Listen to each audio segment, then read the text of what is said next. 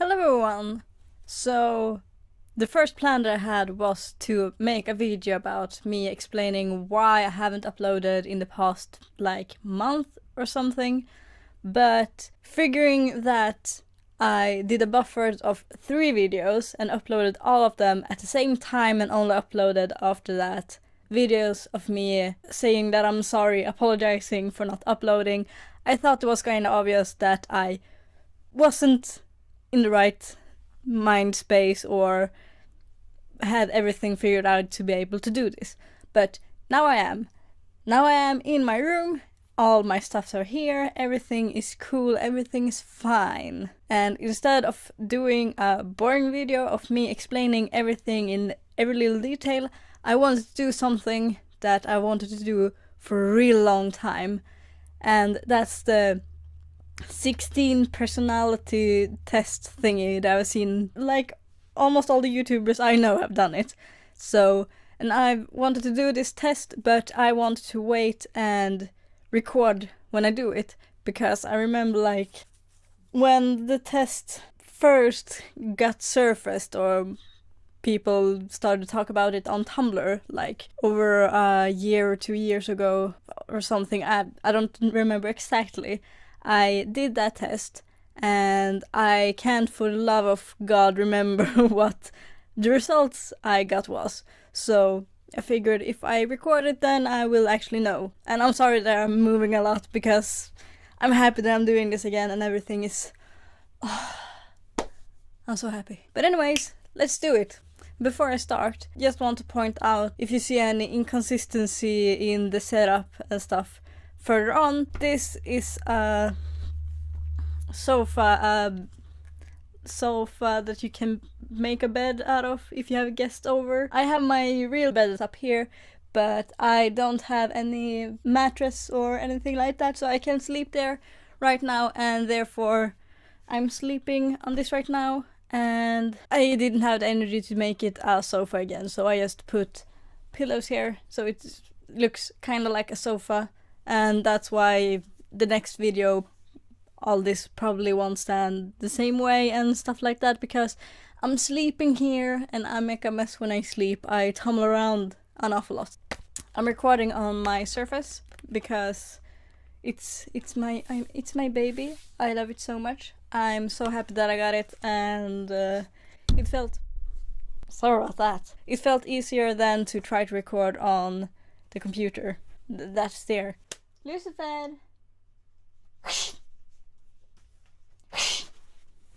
Sorry about that. Side note.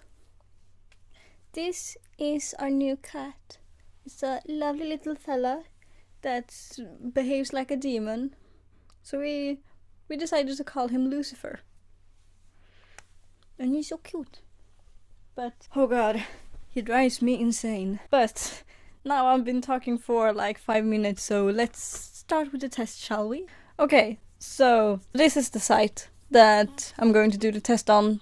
The same site, I think, that everyone else has done it on. I think I'm actually going to sit like this instead, so I don't have to bend myself too much. Free personality test. Takes less than 12 minutes. I should honestly answer it, not lie. Try not to be neutral, which is really hard, because always when I do tests, when you have to choose between stuff, even it's how did you do at school, what did you like about this subject, or anything, if I have to choose between some answers, I will most definitely be in the middle, all the time.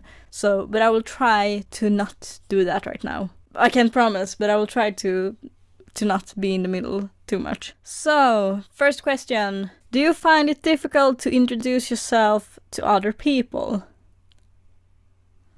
I don't know. That's a lot about if I feel like I can trust them right at the start, but often when I start to talk with new people, I don't introduce myself and we just happen to have a conversation, and hopefully somewhere in the middle we realize that, oh, we don't know each other's names. But no, I don't think that I have a hard time to introduce myself. I don't have a hard time to talk to new people, at least. I guess I disagree. You often get so lost in thought that you ignore or forget your surroundings. Yes, Absolutely. Absolutely, yes. I'm going to answer it. That's like all the time. I can't focus, and if I'm talking with someone and something is interrupting us, I will most definitely not remember what we talked about. So the person will be like, "Oh, okay, back to subject." Now I'll be, "Oh, all right, we talked about that. Okay." You try to respond to emails as soon as possible and cannot stand a messy inbox. All the emails I get, it's like only from companies. Either I'm a member of them, so they're like, "Oh, this is discount that you have because you're a member," or stuff like that. "This is the deal we have right now." Like only that. I don't get emails from work or from anything other. My friends don't email me or anything like that. In that regard, though, I try to answer people as soon as I can on like text message and stuff like that. But I have a very bad habit of going into the conversation, seeing that I have a new message, looking it up and be like, "Oh, I will answer later." And then I never do, and then we lose contact and I'm sitting here all sad because what happened to us? But no, I tend to forget to answer emails if I have them and stuff like that. I think I have like over 100 of unread messages. I mostly check on my phone, and then I I only check important stuff that I most often don't have to answer. Otherwise, I'm just going to open a random email so that when I go into the phone and update the mailbox again, I know how far back I'm going to have to scroll back to know that I've read everything below that. So yeah, I keep it kind of messy. You find it easy to stay relaxed and focused even when there is some pressure. No, when I have pressure on me, I'm executing the work so much worse, forgetting the English language. But like, I worked at a burger restaurant or burger chain, something, mainly here in Sweden that chain is. I think I've talked about it, but I don't know. Anyways, I worked there for a while, and on the first day that they were going to introduce me to work, I wasn't actually working there, I was learning how to work there. I almost fainted, like, right at the start of the workday, and I think that was a combination with how stressful it was and that I was too warm. It was really hot standing at those grills, and I just had to go. And the place where I learned how to work at the restaurant chain wasn't the same restaurant that I was going to work at later. So when I started to work for real, my boss told me that the other place told him that I shouldn't be working in the kitchen or at the cash register when it was like most people at the restaurant, because I can't handle stress. So that's a thing that my boss told me, that I have to give you something else to do so the work will be done. Like for my sake, not for like the restaurant's sake in that regard. Maybe that too, but I took it at like, I know that you can't handle stress, so therefore I'm not going to put you under that pressure. So no, I don't handle stress or pressure very well. And that's kind of one of the reasons why I haven't uploaded either, because trying to have this every Wednesday at 6 p.m. my time schedule puts too much pressure on me right now when I'm not used to it with this YouTubing thing. So therefore I'm not going to keep that schedule right now. I will try to get back to it, but that's somewhere in the future, nothing I'm going to think about right now. Now I will try to upload a video every week, and we will see what day it will be. So yeah. You do not usually initiate conversations. I'm almost never the person to first text anyone, because I think it has to do with some kind of social anxiety, because I'm so afraid to like being annoying or being in the way, so I don't like to be the first one to talk to anyone. Here's the thing, it's created this weird thing that I don't want to contact people unless I have something to say to them, like a favor or anything like that. But at the same time, when that finally happens, that I have a reason to contact them, I'm so afraid that they will think that I don't care about them unless I can use them or need them. And that's not the case. It's just that I have a hard time contacting people when I don't have a reason to do it. So if there's anyone that sees this that knows me personally, don't be afraid to write to me or even call me. May not answer because I have a slight phobia for talking in the phone. I love to talk to people, I love to text people and being social, but I have anxiety that hinders me from doing that. So, but this may be more about in the real life and not on the phone. And I don't know. I feel like my mind is so much all over the place when I actually am at social events or stuff like that. So I don't know if I'm actually the one to initiate or not. I don't think so, maybe. If someone knows me and thinks that I'm answering these questions really, really wrongly, please tell me in the comments or text me or anything, I don't know. But I'm just going to take this from my perspective, and I can retake this test if someone says that I am lying because I don't know myself well enough. But I actually do think that I kind of initiate conversations IRL. Think maybe. It feels like I'm a social person. Even though I made a huge point about not being the one initiating, I think when I'm at social gatherings or stuff like that, I think that I'm, at least with people that I know. You rarely do something just out of sheer curiosity. I think I have to agree with that, because my life right now is like, I'm either lying in the sofa and watching YouTube or watching Netflix or Crunchyroll, or I'm working. So I don't think that I do stuff out of sheer curiosity, because I rarely do stuff. So I think not. You feel superior to other people. No. I think the closest that I can feel like I feel superior to other people is a lot of artsy stuff. This is something that I'm embarrassed about talking about, but I know other people that's like creative have felt the same way, that like I rarely buy stuff if I feel like I can do it myself, even though if I try to do it by myself I would do such a shitty work that I would want to go back in time and actually buy the real thing. That's, I think that maybe, but otherwise I actually right now I've been in such a shitty loop that I've thought about myself so much less than I think about other people. I feel more useless than I think people around me do. I see myself worse than I see other people. I see of myself as more shitty and useless than I see other people. So I highly doubt that I see myself as superior than anyone else or have a superiority complex or anything like that. Being organized is more important to you than being adaptable. I'm not organized at all. For reals, the place in my room right now that you can't see is a huge mess. So I'm not organized at all. And like I said, I work 25 hours shifts. I think that I have to be some kind of adaptable to be able to work in that extent.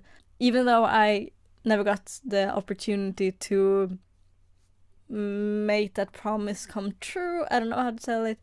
But before I moved here to this city, I lived in another city and worked. And then when I had to move, they were like really sad that I had to move because they thought that I was such a good worker, always taking extra hours and stuff like that because other people couldn't take them. I told them when I was moving that I'm not impossible. If you have a problem, I can work. I can take the train. It's like an hour with train. So I said to them that I can work if they need me. I think they contacted me one time wondering if I could work, and that day I couldn't. and then they never contacted me again. So shit happens. Anyways, I highly disagree with that. You are usually highly motivated and energetic. This is the thing. I want to see me as that. When I was a kid, my teachers used to call me little sunlight or little sun ray, or it's hard trying to translate these kind of pet names from Swedish to English, but like they said that I was always shining like a sun, I was always happy, I was always energetic, and it was a really joy to be around. I've lived with that in my mind for so long and believed that I am that I'm always happy. And now, last couple of years or something, at least half year now, has been really rough on me, and I haven't had energy at all. Haven't been motivated. The reason why you haven't seen anything the last couple of months or last month or whatever it is, I haven't been motivated at all lately. I don't know if I'm ambivert or what it's called, or if I'm extrovert. I do get energy by being around people, but at the same time I need my alone time, but I get energy from people too. And I think when I'm around people and we're actually doing anything, I do have a lot of energy and I'm highly motivated when I'm around people. But when I'm at home, like I said, I spend all my time lying on the sofa watching YouTube or anything. It's a rare sight to see me do something active when I'm free. Yeah. But like I said, I do need my alone time, but I don't get energy from being alone. I get energy by being around people, but sometimes that has a cap too. But at the same time, I'm motivated to draw like all the time. So I think kind of at least. Winning a debate matters less to you than making sure no one gets upset. I think it's a fine line between like what the debate is about, actually. If it's like a debate about something that affects human lives, or not just human lives, but something that affects life and can be harmful, I think it's more important to not hurt anyone than to win the debate.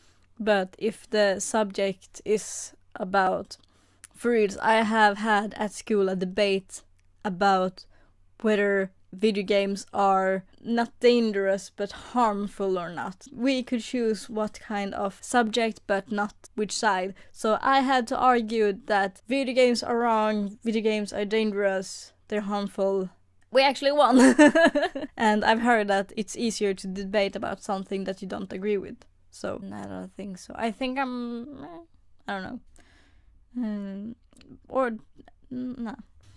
You often feel as you have to justify yourself to other people. Yeah, like all the time. I don't think that I verbally confirm this for other people, but in my head, every time that I've talked with someone and after that I have like a debate with myself whether or not I should say anything to them about this and this and this. Like, if I said something and for me it felt really wrong or really rough or harsh or something like that, even though it maybe wasn't, I have this urge in me that I want to explain to them that no, I didn't mean anything bad when I said that. I didn't mean to sound so aggressive. It's not often that I actually do that, but like after every time that I've talked with someone, I feel like that. So I guess, yeah. Your home and work environment are quite tidy. What did I just say? I'm a messy little bitch. So nope. I actually enjoy more a messy place than a tidy place because it feels more alive in a kind of way. So you do not mind being at the center of attention. No, I don't, I think. I don't know. It's not often that I am. I think that's because I don't want to be there. I try to not put myself at the center of attention, I think. But a lot of time, that's another thing connecting with the last question, that when I talk to people, a lot of the time I answer with like stories or something that I've been through. So I'm so afraid that they're going to think that I'm only interested in about talking about me all the time, even though that's not the case. That's just, I want to answer them in some kind of way and not just saying yes, okay, yeah, okay. I want to give more, not solid answer, but I want to give them something more than just a yes, okay.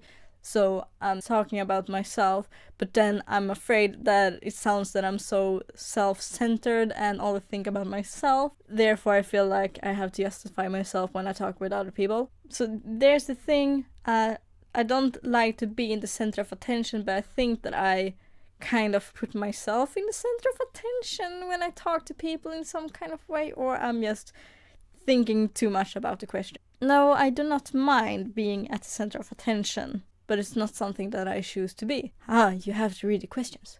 You consider yourself more practical than creative. I think I'm a more creative person, actually.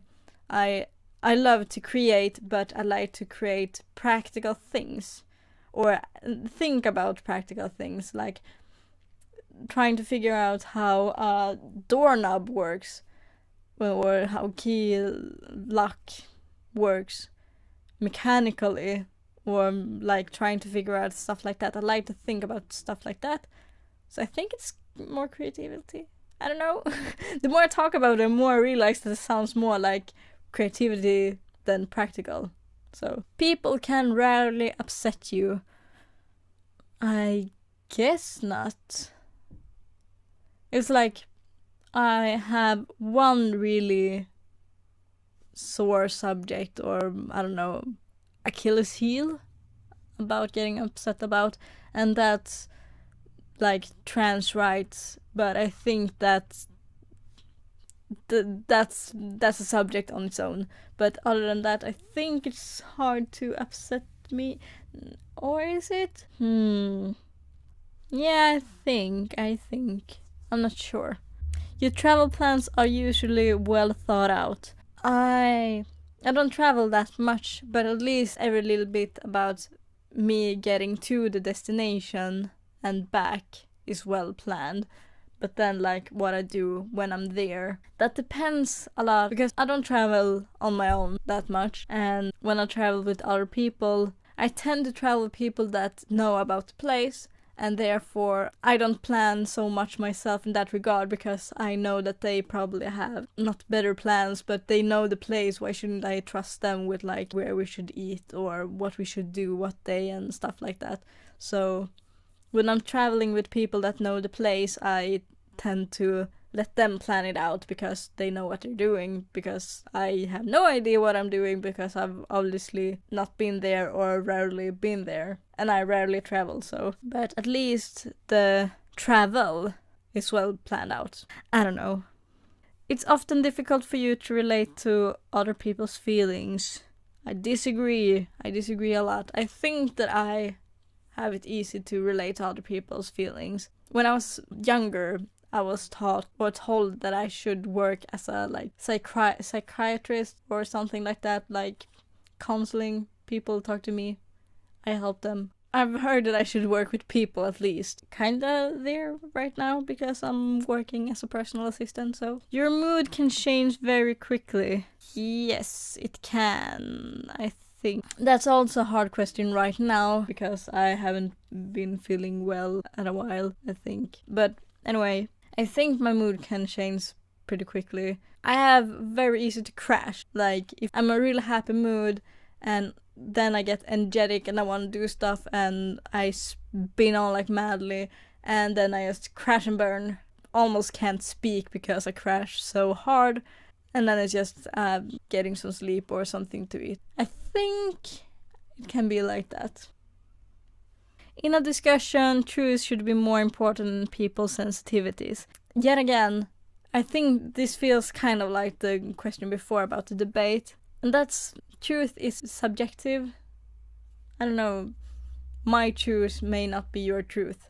So, but I think that if you can talk in a inclusive way, you should do it. As long as you think about not harming other people or something. Yeah, I think it is. I think it is. You rarely worry about how your actions affect other people.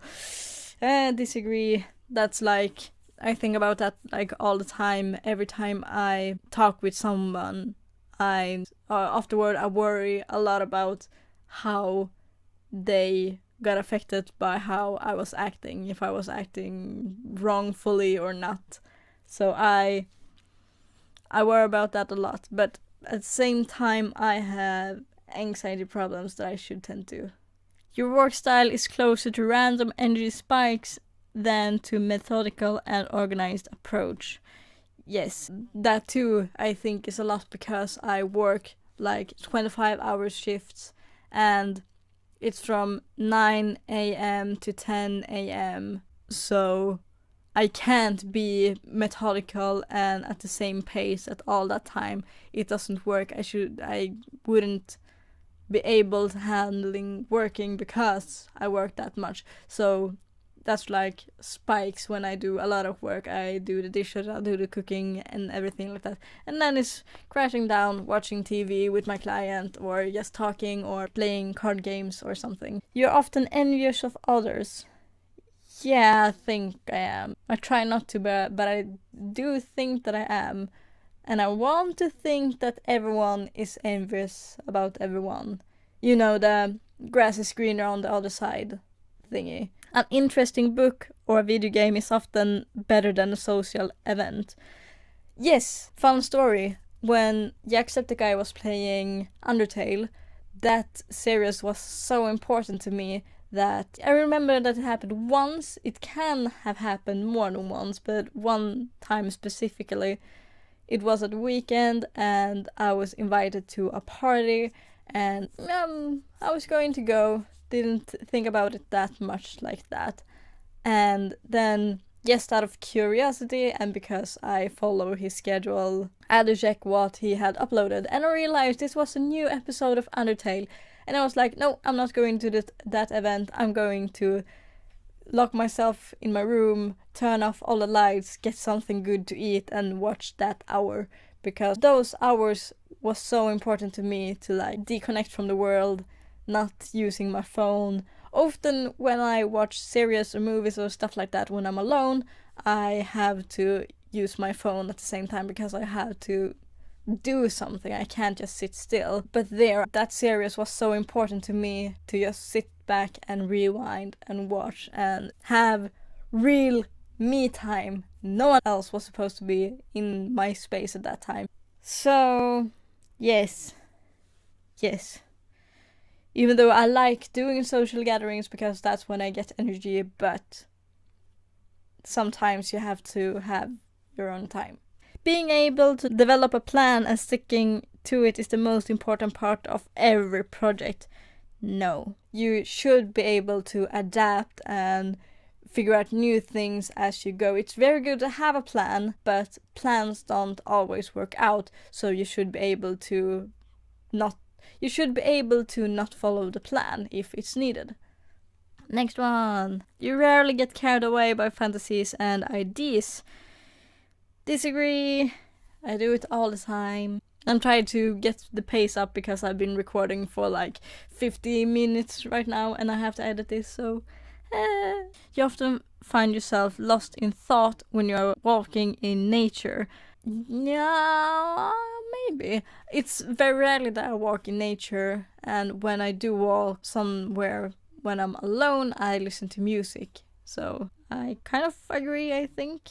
If someone does not respond to your email quickly, you start worrying if you said something wrong. Like I said, I barely email anyone. I'm going to apply this to like text message, PMs at different sites and stuff like that. Yeah, I try to chill down, but deep down I have this worry that, oh my god, what did I say? What did I do? So, yes. As a parent, you would rather see your child grown up kind than smart.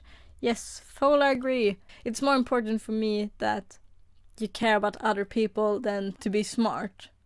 Hopefully my child, if I ever get one, will be both kind and smart, but rather have them kind than smart. You do not let other people influence your actions. I disagree, because I do.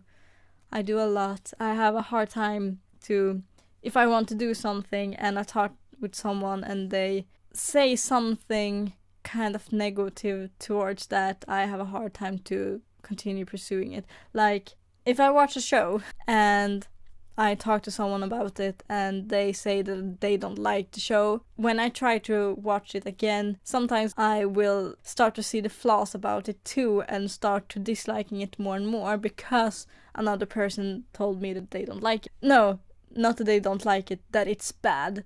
That's why I have a hard time with people. I do it myself too, so I'm not saying that I'm not to blame for that behavior too, but people shouldn't say that something is bad. If you don't like it, sure, say that you don't like it, but don't say that that group is bad or that kind of music is bad. And the same with like shows or movies and stuff like that. But I do get influenced by other people, what they say that they like or don't like, and more exactly when they say something is bad, a movie, band, music is bad, I will start to think in that kind of way to myself. Your dreams tend to focus on the real world and its events. No, nah, not really. It's kind of all over the place, and most of the time when I'm actually dreaming, I kind of feel more exhausted when I wake up than before I fell asleep, because most often my dreams are kind of high-paced. It's not that I'm chased in that regard, but I have to go somewhere or I have to like hide or something like that, but I have to keep moving forward all the time. It does not take you much time to start getting involved in social activities at your new workplace. I have to disagree. Like, when I was working at the burger place, I got some friends and we are friends on Facebook, but then I had to quit that job because I had another job since before.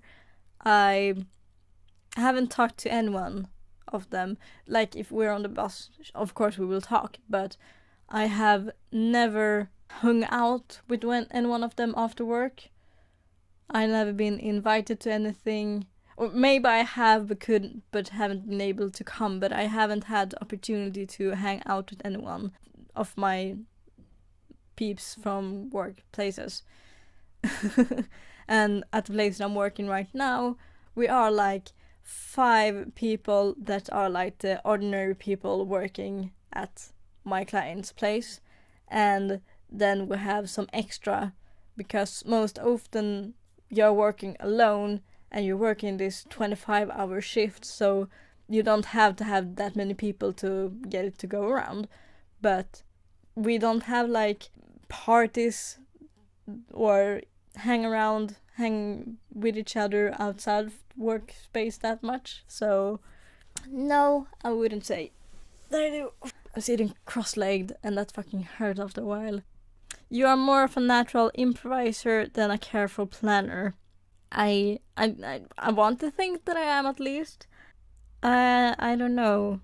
I get really nervous if like stuff isn't planned. I have easy to adapt myself, but if things doesn't go as planned, I kind of panic a little bit. Fuck, I have no idea.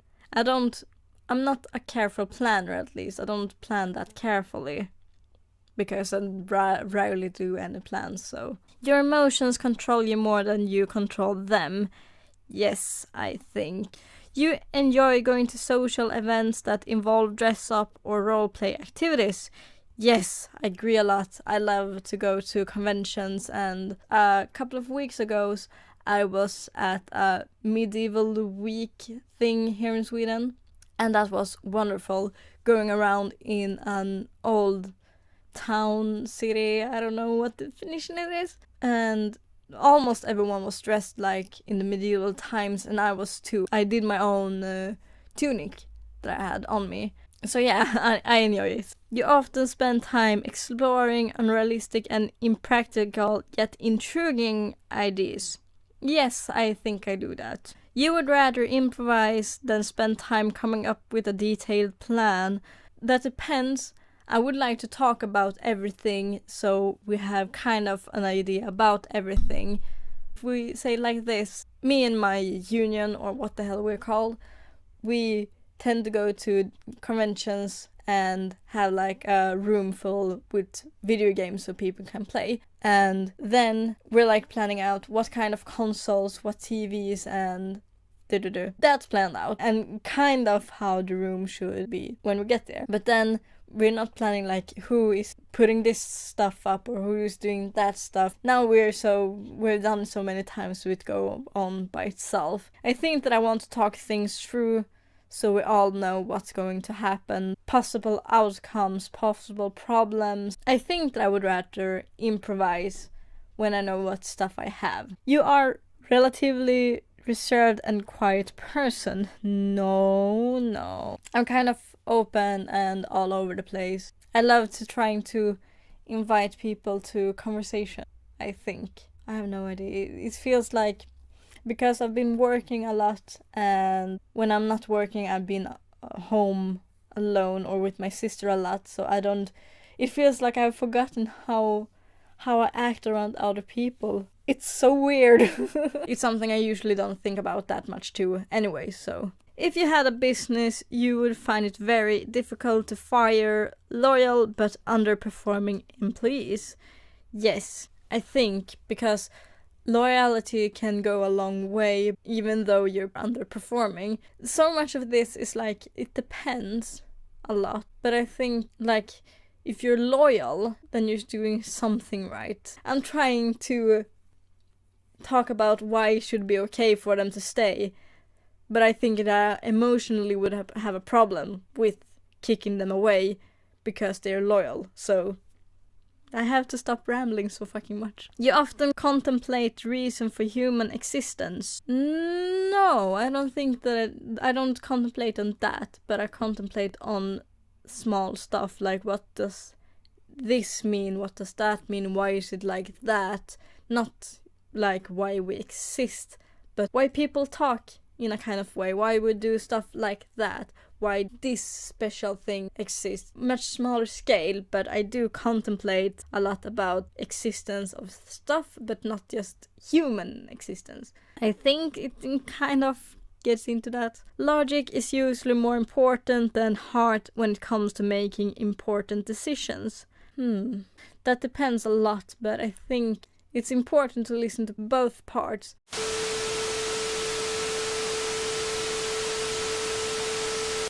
Keeping your options open is more important than having a to-do list. Yes, because I like to be a spontaneous person and I like to be open for suggestions. The thing is that I haven't been that lately.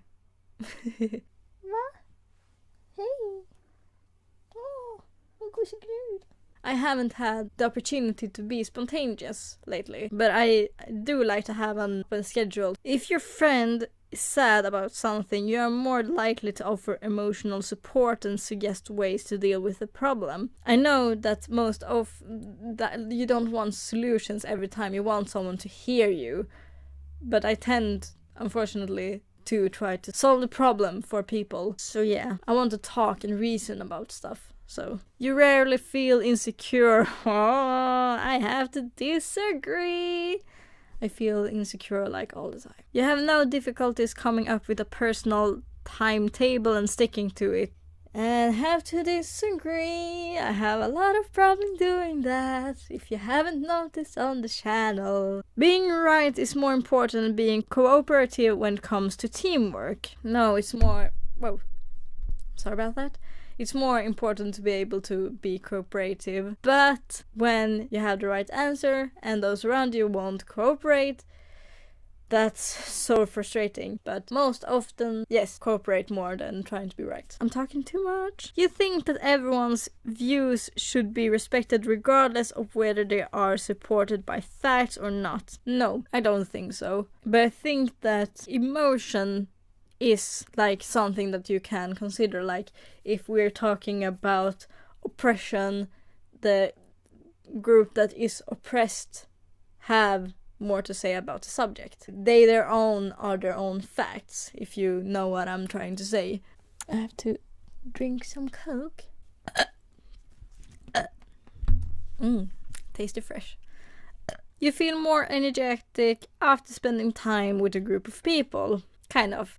I get energy by being around people, but most lately when I've been around people, we've been doing like work with the union, traveling around, providing video games for other people. But generally, when I just hang out with people, I think that I get more energy and are more energetic afterwards. Frequently misplace your things. I have to agree, I do it all the time. You see yourself as very emotionally stable. I don't know. I think that I'm emotionally stable. Maybe. Your mind is always buzzing with unexplored ideas and plans. Yes.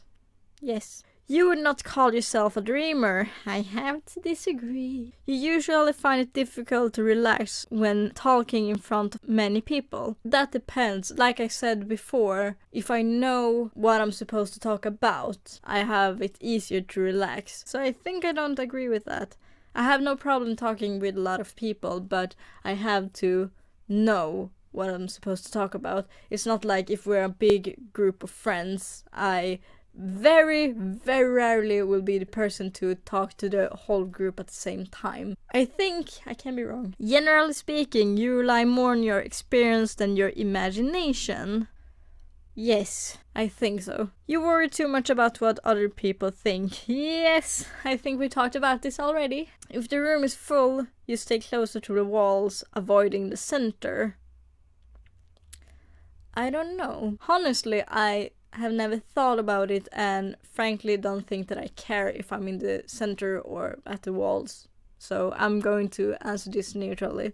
You have a tendency to procrastinate until there's not enough time to do everything. Can you guess what the answer on that is? Yes, I procrastinate an awful lot. You feel very anxious in stressful situations. Yes, I do. I even got an anxious panic attack-ish thingy when I was under too much stress.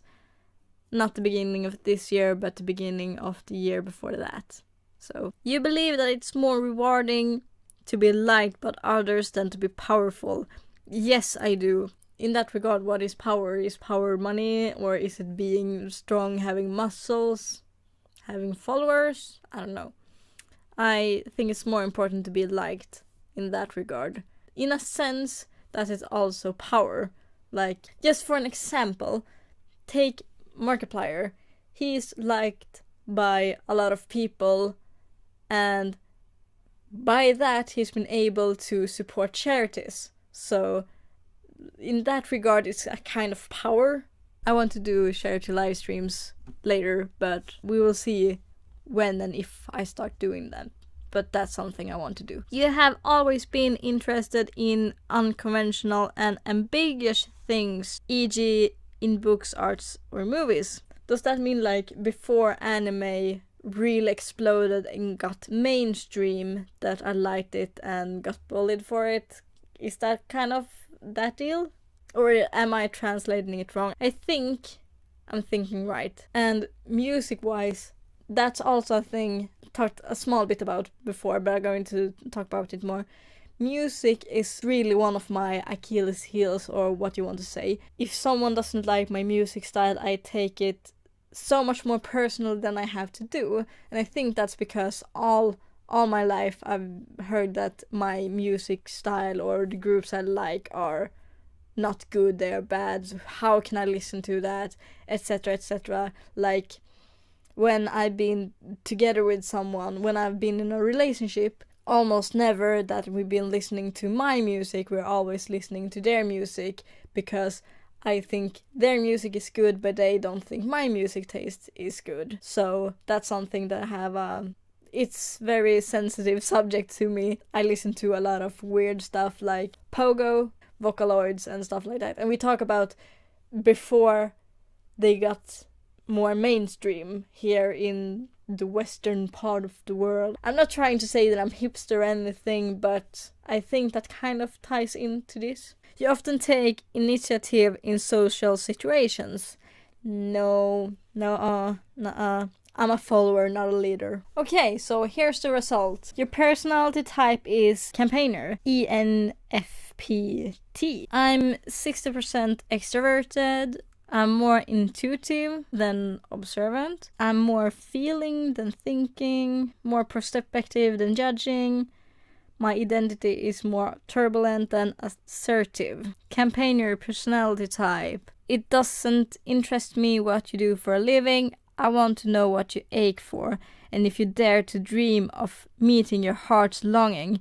It doesn't interest me how old you are. I want to know how you will risk looking like a fool for love, for dreams, for the adventure of being alive. Sounds good. The campaigner personality is a true free spirit. They are often the life of the party, but unlike the types in the explorer role group, campaigner are less interested in the sheer excitement and pleasure of the moment than they are in enjoying the social and emotional connections they make with others. Charming, independent, energetic, and compassionate, the 7% of the population that they comprise can certainly be felt in any crowd. Well then, you can change the world with just an idea. More than just sociable people pleaser though, campaigner, like all the diplomat cousins, are shaped by their initiative quality, allowing them to read between the lines with curiosity and energy. They tend to see life as a big, complex puzzle where everything is connected, but unlike analyst personality types who tend to see that puzzle as a series of systematic machinations, campaigners see through a prism of emotion, compassion, and mysticism, and are always looking for a deeper meaning. Campaigners are fiercely independent and much more stability and security. They crave creativity and freedom. Yes, I crave creativity. Many other types are likely to find these qualities irresistible, and if they found a cause that sparks their imagination, campaigners will bring an energy that oftentimes thrust them into the spotlight, held up by their peers and leaders and a guru. But this isn't always where independently loving campaigners wants to be. Worse still is they find themselves beset by the administrative task and routine maintenance that can accompany the leadership position. Campaigners' self-esteem is dependent of their ability to come up with original solutions, and they need to know what they have the freedom to be innovative. They can quickly lose patience or become dejected if they get trapped in a boring role. Yeah, this sounds very... I agree. Don't lose that little spark of madness. Luckily, campaigners know how to relax, and they are perfectly capable of switching from a passionate, driven idealist in the workplace to that imaginative and enthusiastic free spirit on the dance floor, often with a suggestiveness that can surprise even their closest friends. Being in the mix also gives them a chance to connect emotionally with others, giving them cherished insight into what motivates their friends and colleagues. They believe that everyone should take the time to recognize and express their feelings, and their empathy and sociability make that a natural conversational topic. Yes. The campaigner personality type needs to be careful. However, if they rely too much on their intuition, assume or anticipate too much about friends' motivations, they can misread the signals and frustrate plans that a more straightforward approach have made simple. This kind of social stress is the bugbear that keeps harmony-focused diplomats awake at night. Campaigners are very emotional and sensitive, and they step on someone's toes, they both feel it. Like I said, that I thinking about so much if I said something wrong or did something wrong, even if I never tell them that I feel that way because I'm afraid that I'm thinking too much about it. But like I feel it too. If I do something wrong, I will feel that I've done it because I do it all the time, and I don't think I do that many wrong things. Campaigners will spend a lot of time exploring social relationships, feelings, and ideas before they find something that really rings true. But when they finally do find their place in the world, their imagination, empathy, and courage are likely to produce incredible results. Campaigners you may know: Robert Downey Jr., Will Smith, Robin Williams, Drew Barrymore, Russell Brand. Okay, so campaigner is from The Diplomat. Oh, okay. So I'm just going to go through the conclusion a little bit right now. Few personality types are as creative and charismatic as campaigners, known for their idealism and enthusiasm. Campaigners are good at dealing with unexpected challenges and brightening the lives of those around them. Campaigners' imagination is invaluable in many areas, including their own personal growth. Yet campaigners can be easily tripped up in areas where idealism and kindness are more of a liability than an asset, whether this is finding or keeping a partner, staying calm under pressure, reacting dating heights in the career ladder, or making difficult decisions. Campaigners need to put in a conscious effort to develop their weaker traits and additional skills. What you have read so far is just an introduction to the complex concept that is the campaigner's personality type. You may have muttered to yourself, wow, this is so accurate, it's a little creepy, or finally someone understands me. You may have even asked, how do they know more about me than people I'm close to? This is not a trick, you feel understood because you were. We've studied how campaigners think and what they need to reach their full potential, and no, we do not spy on you. Many of the challenges you face and will face in the future have been overcome by others campaigners. You simply need to learn how they succeed. But in order to do that, you need to have a plan, a personal roadmap. The best car in the world won't take you to the right place if you do not know where you want to go. We have told you how campaigners tend to behave in certain circumstances and what their key strengths and weaknesses are. Now we need to go much deeper into your personality type and answer why, how, and what if. This knowledge is only the beginning of a lifelong journey. You will learn. This is just bullcrap. Okay, so I'm a campaigner. I actually think that this is all true because I've been recording for more than 1.5 hours, so I'm not going to read anymore right now, but I will read at my own time to learn more about the personality trait that I have. Yeah, I think actually when I look at the picture, it's right here, my surface. The profile picture, I recognize that a lot, and I think that's because that's the result I got the first time I did it. That's kind of weird because I think that I have changed, but maybe not enough. Anyways, everything felt like it was me. I enjoyed doing this test. I hope you enjoyed watching it. Do the test for yourself and see where you are on this scale. I'm tired enough, so... So, I realized after I finished this video that when I was looking at the information that I had otherwise that I didn't read, that some of this was in fact something that I wanted to read in front of the camera. So, therefore, this little extra snippet. But anyway, here's more. Okay, so what I wanted to read that I didn't read before was the strength and weaknesses about being a campaigner. Campaigner strength. Curious. When it comes to new ideas, campaigners aren't interested in brooding. They want to go out and experience things and don't hesitate to step out of their comfort zone to do so. Campaigners are imaginative and open-minded, seeing all things as a part of a big, mysterious puzzle called life.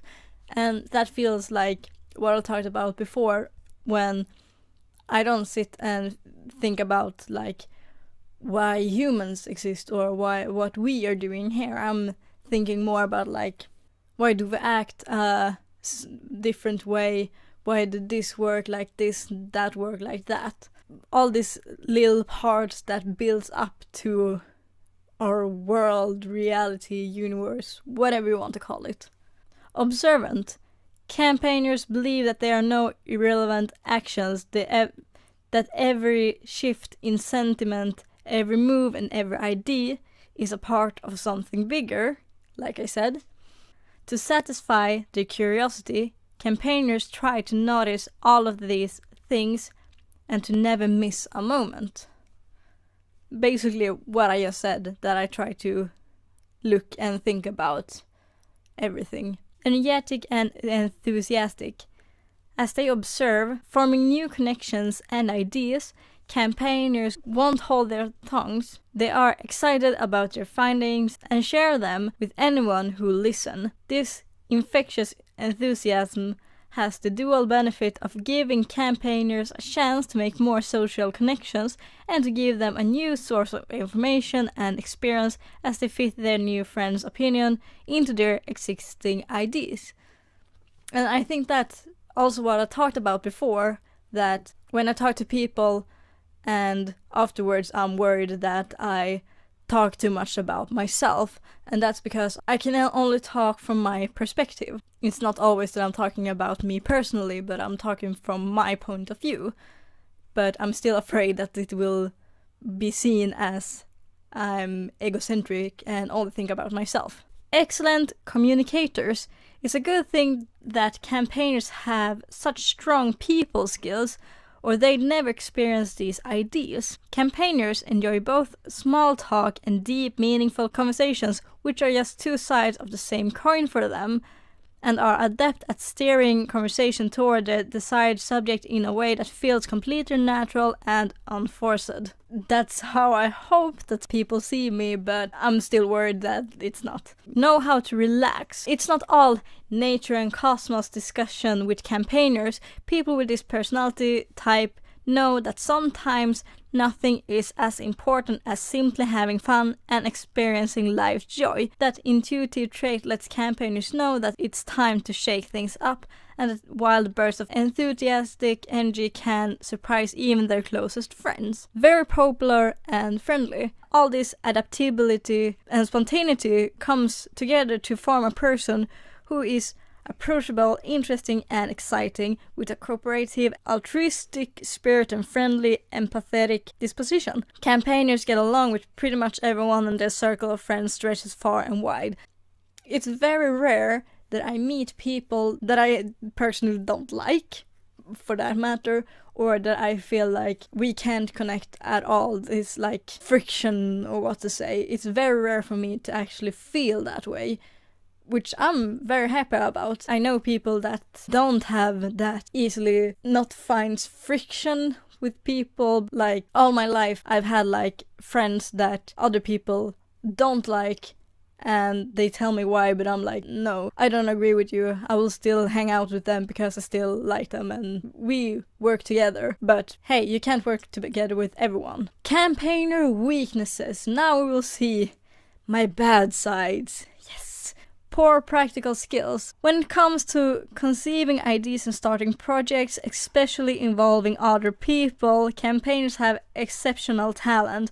Unfortunately, their skill with upkeep, administration and follow through on those projects struggles. Well, just look at my channel, how well that went. Campaigners' ideas are likely to remain just that, ideas. And that's why I'm trying to work, and like why I, instead of doing a video with me talking about why I haven't uploaded, I wanted to do a fun video and just get into it, because I feel like it's been a lot of me talking about future plans and not doing anything, and that's not what I want to do.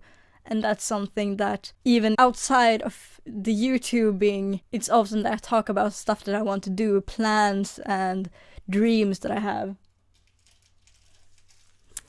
Sorry, I have to check what the fuck the cat is doing. But like I said, it's often that I talk about dreams and ideas and things that I want to do, but it's very rare that I actually do them, which I personally hate.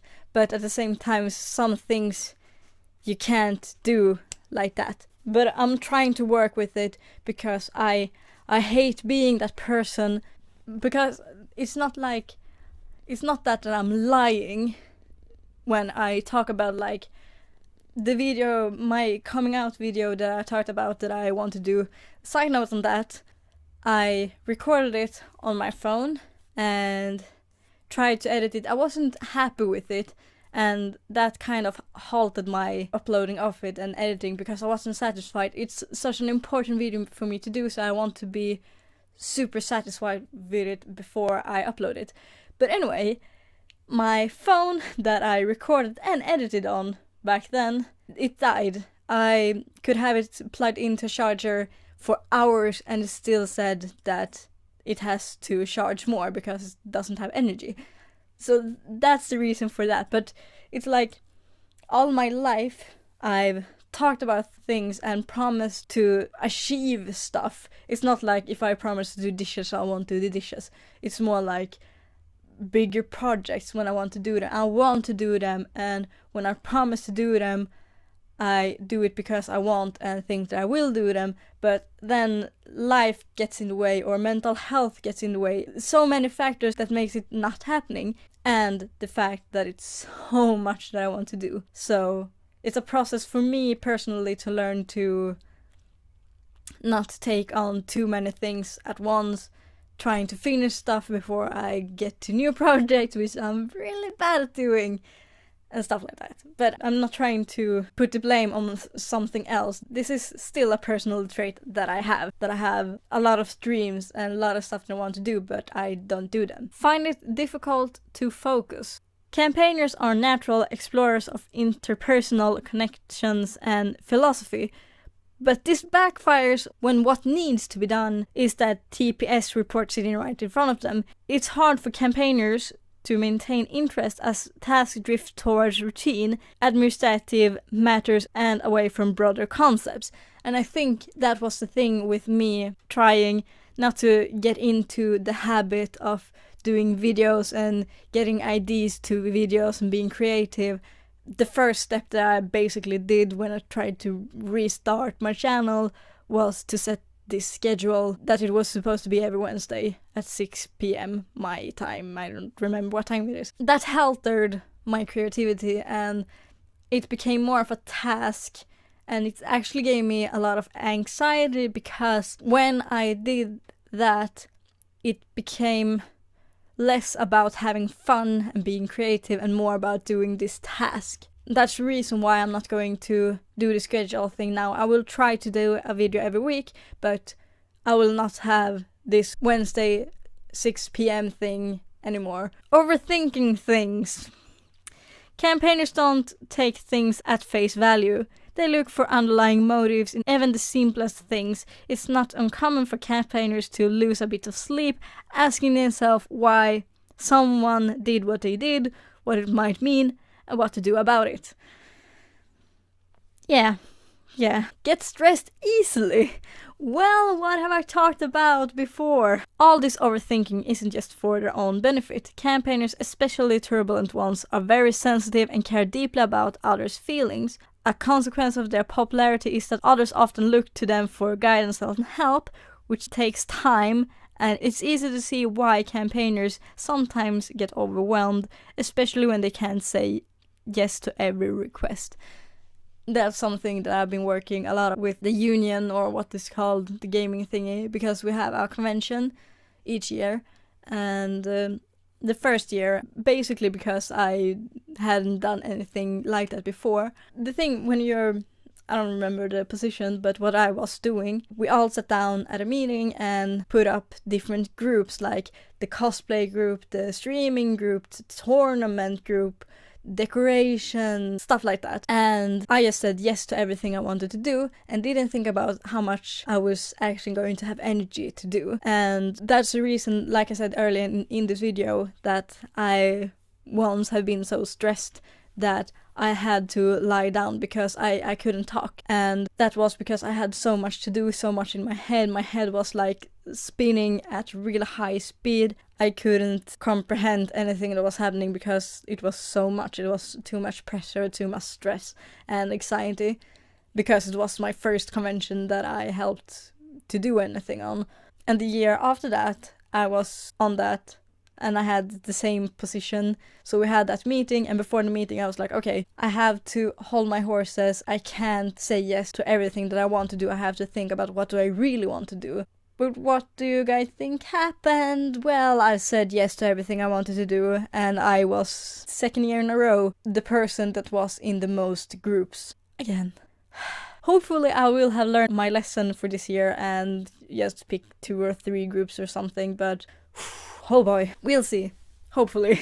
Highly emotional. While emotional expression is healthy and natural, with campaigners even viewing it as a core part of their identity, it can come out strongly enough to cause problems for this personality type. Particularly when under stress, criticism, or conflict, campaigners can express emotional bursts that are counterproductive at best. Yes. Independent to a fault, campaigners loathe being micromanaged and restrained by heavy-handed rules. They want to be seen as highly independent masters of their own fates, even possessors of an altruistic wisdom that goes beyond draconian laws. The challenges for campaigners is that they live in a world of checks and balances and a pill they are not happy to swallow. So basically I agree to everything that's been said. That's one of the reasons why I like my job so much. I don't have to do things at a clock set times, or I don't know how to put it. My work is more like do the food, do the dishes. I follow what my client wants to do. If my client is hungry, I fix food. If my client wants to go out, we go out. And therefore I don't have like the quota I have to fill every day. I don't have to do this and that every day. I still like have to take care of a person, which can be really tough at times. I'm actually, now when I read this, because what I read before, I can see what they mean. It was like, oh, this could be me, but it felt like when you read a horoscope, you think like, oh, that's me. But it's written in a way that it could be fitting into almost everyone. Like my sister, I think it was my sister, my older sister, was like not working, but through school she was at a newspaper to get some experience. One thing she had to do was she took old horoscopes and cut them out and put on random for the next week or month or whatever it was. So it was like something that was fitting for the Scorpion that month for a couple of years ago could have been put on the Cancer this time. It felt like that kind of thing, that it could be applied to anyone. But now, when I read those strengths and weaknesses, it's so almost scaringly spot on.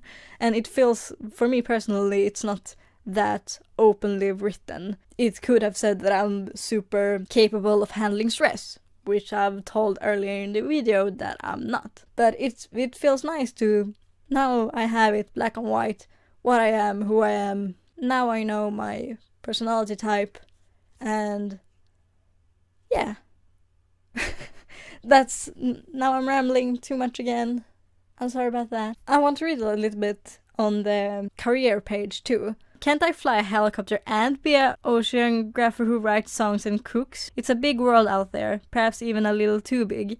Campaigners are fascinated by new ideas, both in terms of developments in fields they're already familiar with and when new subjects come along. The trick for people with the campaigner personality type is to take advantage of this quality, this wonder with the magnificent breadth and detail in the world, and to use it to propel themselves further and deeper than others are willing or able to go. If there's a challenge campaigners face when selecting a career, it isn't that they lack talent or opinions or drive, it's that there are so many things out there that are just cool.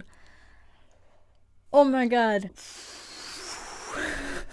Like I said earlier in this video, I wanted to make a video that I talked about like why I haven't uploaded anything. I even wrote text on my phone so that I would have some kind of script. And one of the things in that script is that I want to do YouTube as a profession or something. It's my dream to be considered a YouTuber, but I don't know what approach I want to do. It's so much things I want to do. I want to do music, I want to do let's plays, I want to do animations, I want to vlog. It's so much, and I was going to put in that video a quote that I think I read on Tumblr or something many years ago. And the quote is, "You can become anything you want, but you can't become everything you want."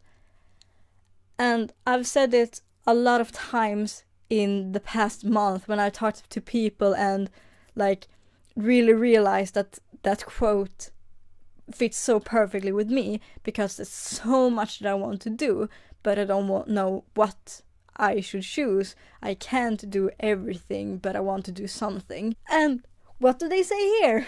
One of the big problems for campaigners is that we have too many dreams, we have too many stuff we want to do. Holy fuck.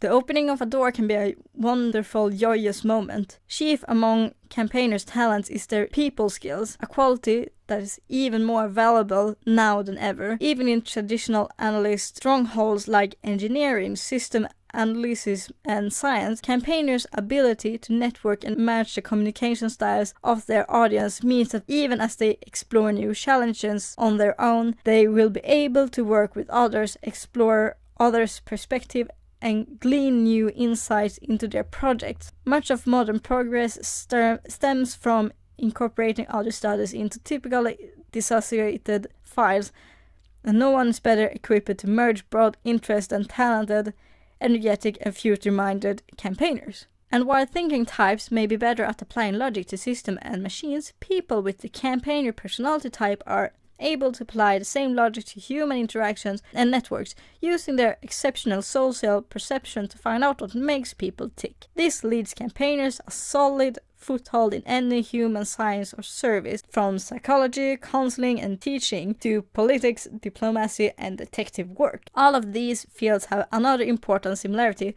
They are in constant development, shifting, presenting new angles and new approaches. It's simply not possible to be good in these fields and content with the way things are. And this is where campaigners truly shine. Like I said before, when I was younger, people told me that I should work with people either as like a psychology or counseling or something like that. Even teacher is something people told me to become.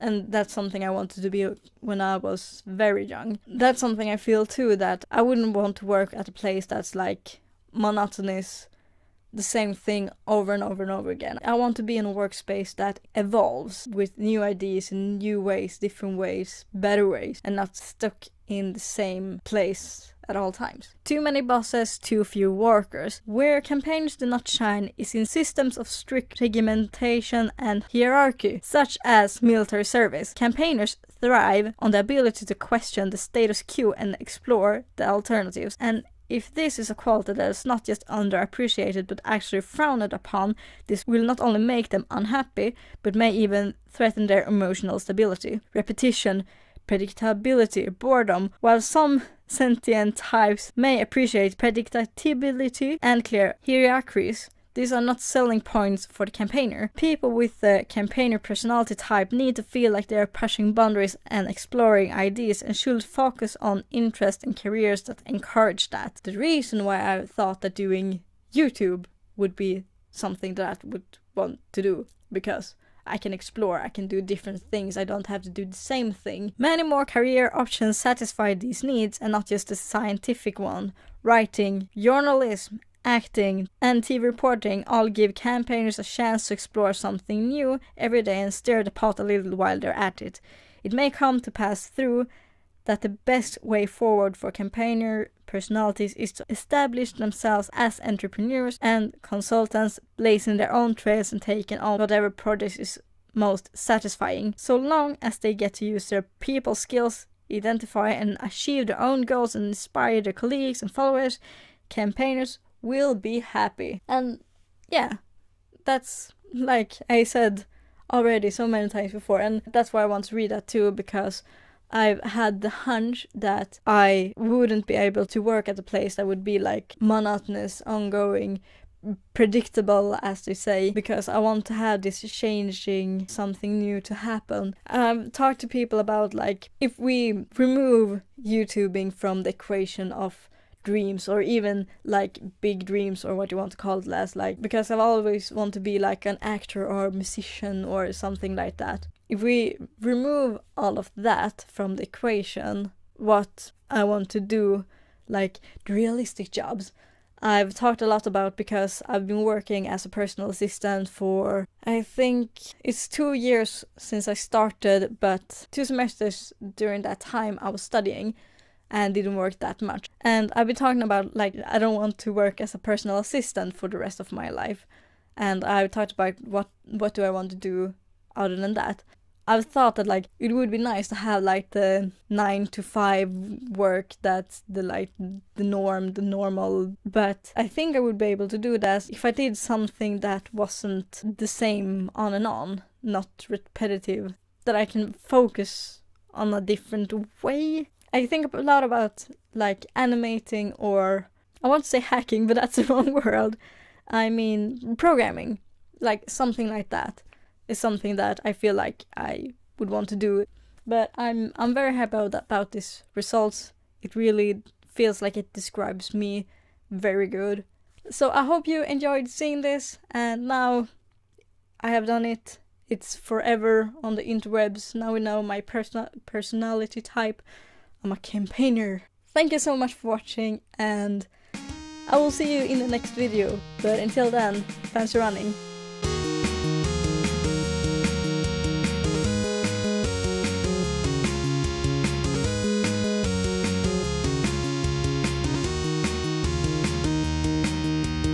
So now I know this position, all this adaptability. I forgot like half of the things I read just now, so I'm going to read it again. Thank you guys so much for watching this video. If you liked it, hit the like button below to subscribe. Thank you guys so much for watching, and I will see you guys in the next video. But until then, fancy watching. Thank you guys so much for watching. If you like this, hit the like button, and I will see you guys in the next video. But until then, fancy running. Finally I got it right.